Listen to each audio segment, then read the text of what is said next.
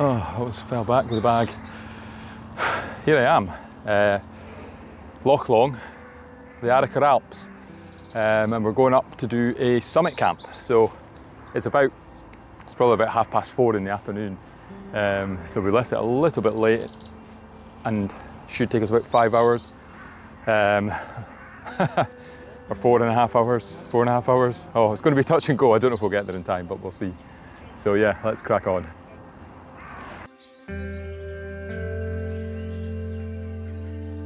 The Arrochar Alps are a set of mountains on the west coast of Scotland, said to resemble a miniature version of the Alps we're all familiar with. This route begins on the banks of Loch Long, situated around 20 miles from the small Scots town of Beinn.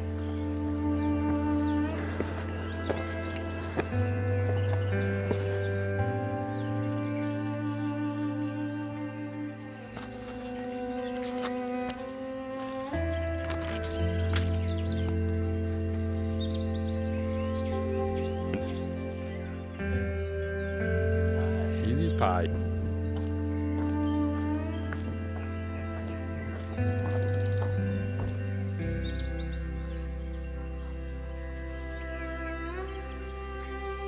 Neither of us have ever done a summit camp before, so this is a first for us both. The Arrochar Alps are not as high as some other mainland Munros, so it seemed like a good place to try it. And the weather's really good. It's meant to be a clear night with low wind, so hopefully it goes well and to plan. We just need to get there in time.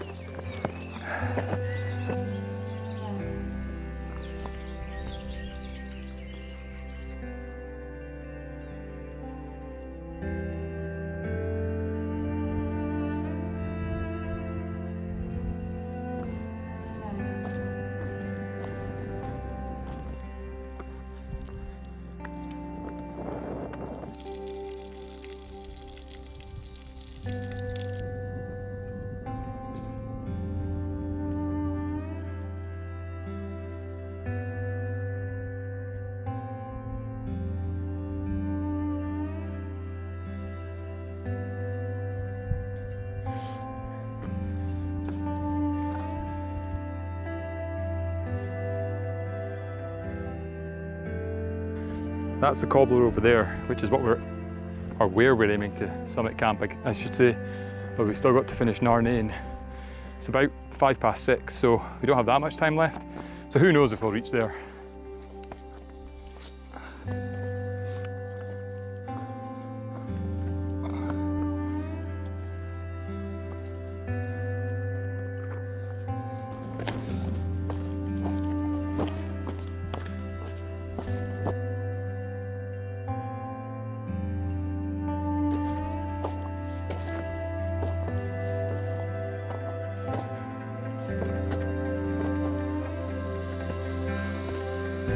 The spearhead, as it's known, is a buttress on the south ridge of the mountain, and once you scale the gully, you emerge to a wonderful viewpoint of Loch Long and Gairloch beyond that.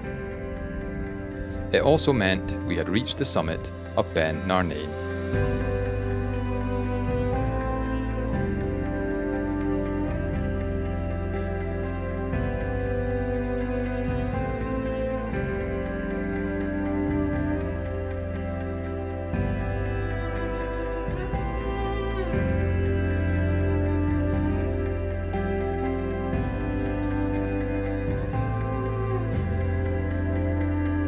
It's 7:05. We've reached the summit of Beinn Narnain, so it feels like good time, but just under 2 hours until the sun goes down, so I'm not sure how realistic it is that we'll get down the other side and up the Cobbler in time. We might get there for just after 9, but don't really fancy setting my tent up in the dark all the way over there.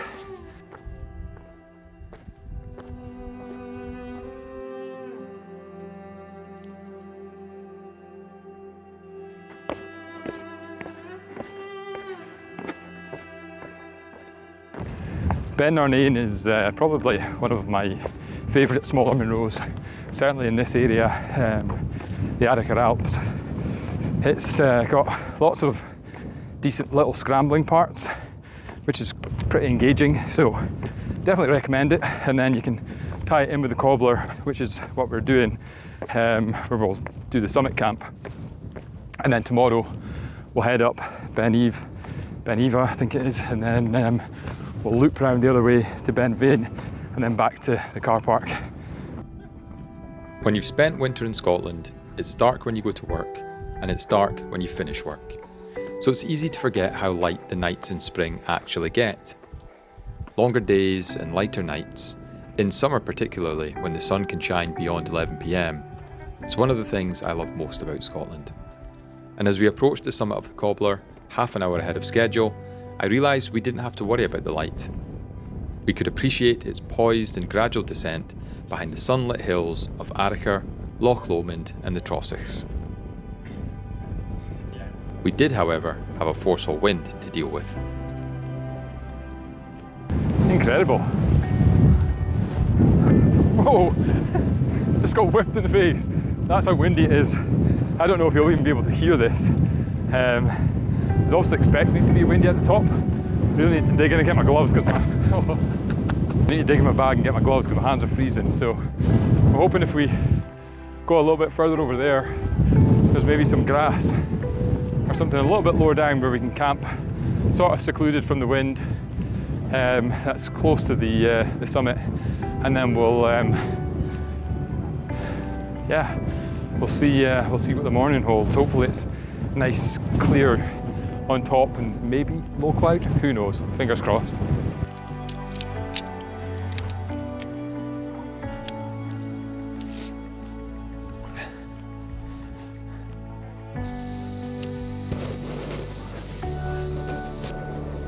Past the bolognese. My only choice, I better not do it on my thing.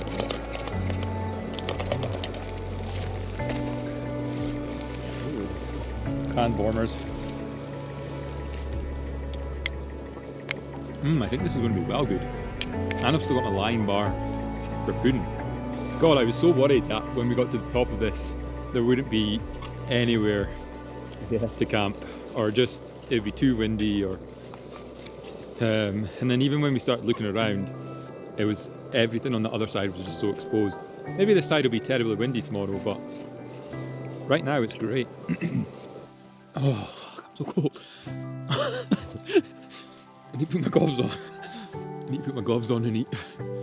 I'm probably just shutting this door, going to my sleeping bag and just speaking to you through the sleeping bag. Through the tent, sorry. Through the sleeping bag. Well, I suppose. You enclose yourself in the sleeping bag. Yeah, basically do. Like the hood has a toggle, so I literally pull it so it's just my face. Like how you got sunburn in your dream. Oh yeah.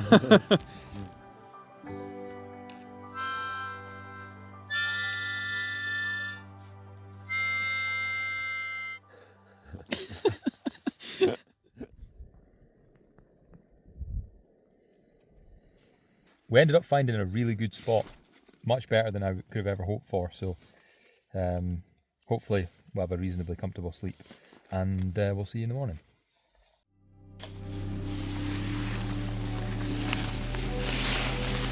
One of the coldest nights I've camped so far, with temperatures below zero and kept awake by the sound of the tents rustling in the wind. The night was long and we slept very little. But as the morning sun began to peek over the mountains in the east, the icy wind seemed insignificant, and I stood at the top of one of Scotland's most recognisable corbettes, remembering exactly why I came here.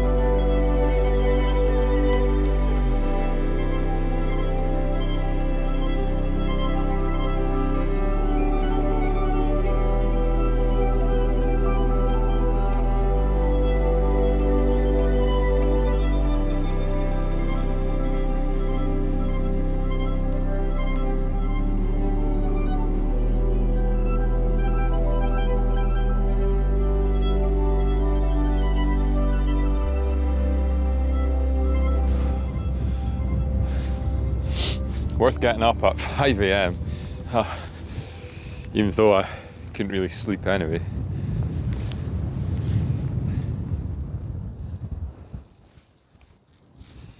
It's absolutely breathtaking.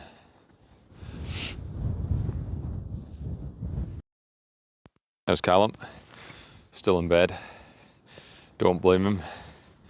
I'm on my way back into the tent to warm up and probably sleep for an hour because it is so cold.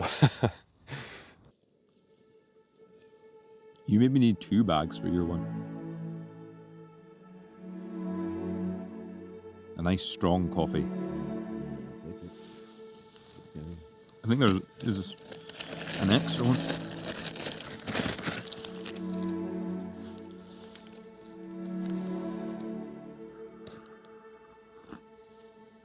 Oh yeah, that's the stuff. These rowies were actually a genius shout. No, that was by far the coldest camping experience I've had. It was so cold.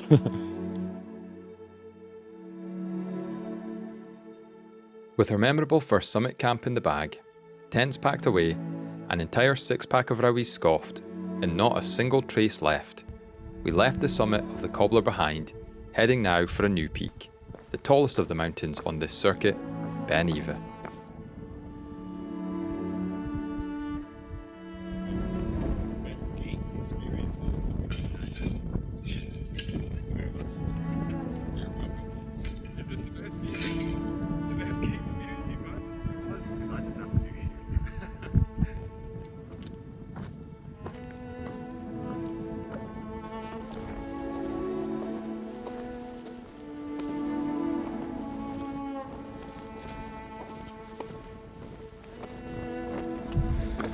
This is the second time I've done Beinn Ime, and it's not the most exciting of the 3 Monroes that we're doing on this route, but it's the middle one, so we have to do it.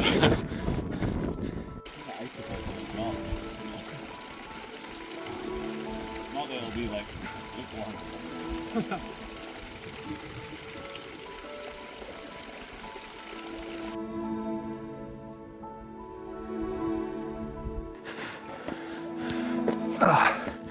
Beinn Ime.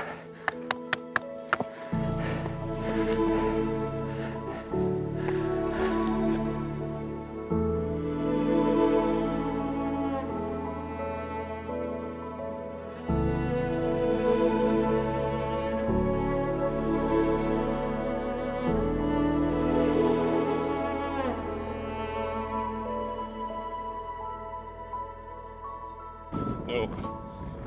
Yeah. Well, where my finger just was, that's Ben Louis in the distance. And then really, really far, God, where is it? It's somewhere over here. Definitely can't see it on the camera, but Ben Nevis is over there. There it is. Wonderful. And we are heading over here. It's warm.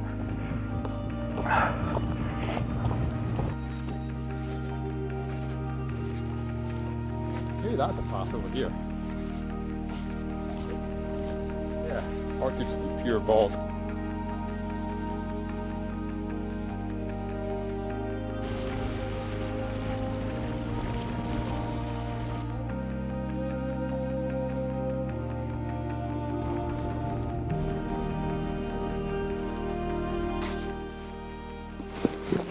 I need fresh mountain water. Is that the fish?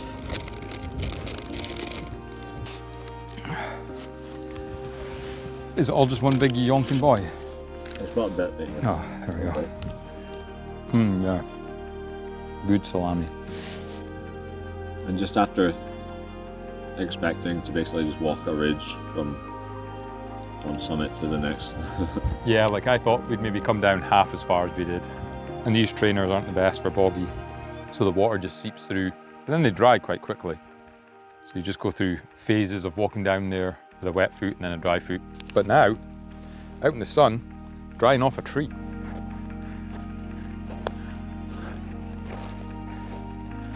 This has been a very tough climb so far. It's because there's no actual path, it's just kind of walking through long grass, and it's a little bit boggy as well. If you're going to do Beinn Ime as a one Munro, doing it from the other side is so much more fun. But if you are tagging them all in, like we have, needs must.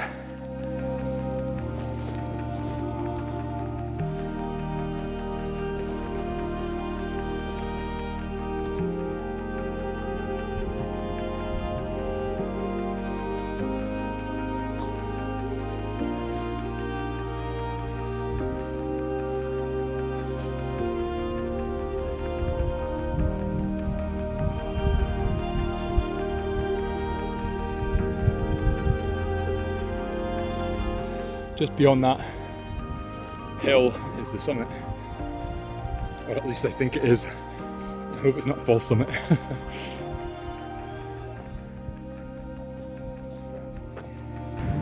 We've made it. Beinn Ime.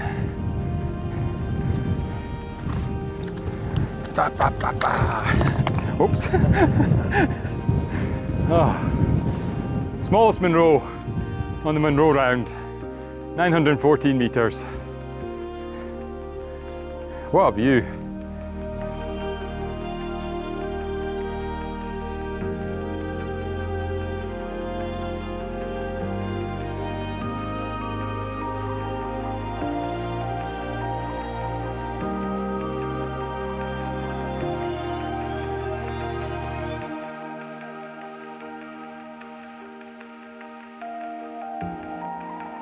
Having bagged the third and final summit on our journey to the Arrochar Alps, we dreamt of giving our aching knees the rest they deserved.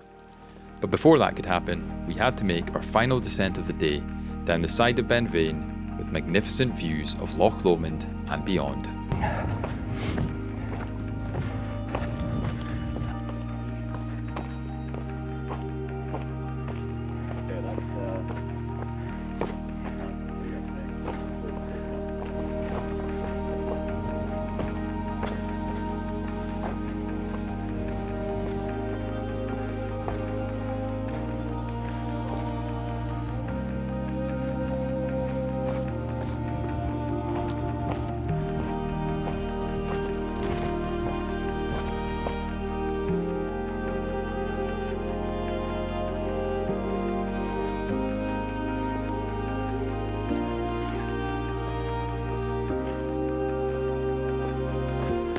Beinn Ime, the last of our 3 Munros. We are done on the home straight. We just have to head through Kenmore Woods, Glen Loyne I think it is, and then back to the car park from there. So about an hour and a half left to go.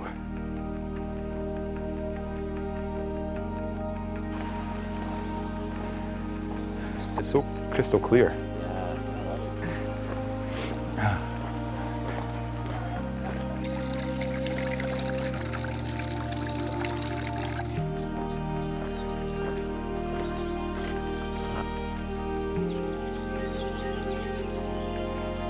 Though the hills may be small in comparison to some of the better known Munros up in the Highlands, the Arrochar Alps' rocky and rugged appearance delivers incredible views and unmissable character, proving that size isn't always the most important thing.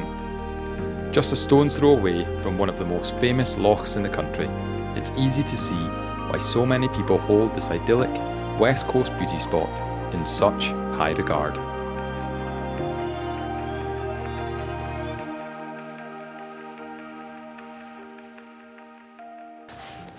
That was the Arrochar Alps. 3 Munros, 1 Corbett, and it was really good, apart from the cold camping. So thank you very much if you stayed and watched this far, and I'll see you in the next one. Hold on, have you been filming this whole thing?